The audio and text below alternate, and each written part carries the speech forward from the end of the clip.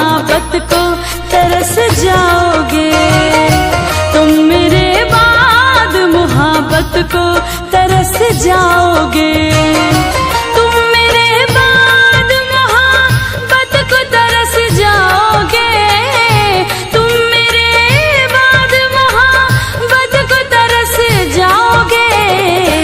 अजनबी शहर है, अजनबी शहर है, चाहत को तरस जाओगे। तुम मेरे बाद मोहब्बत को तरस जाओगे।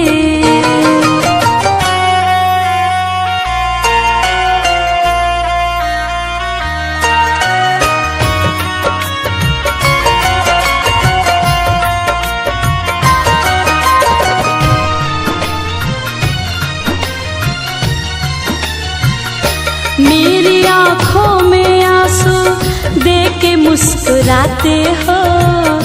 ना ही तुम दिल में रहते, ना ही दूर जाते हो।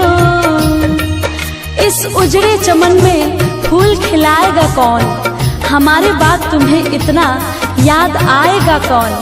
अरे पगले, आज हम हैं तभी तो सताते हैं।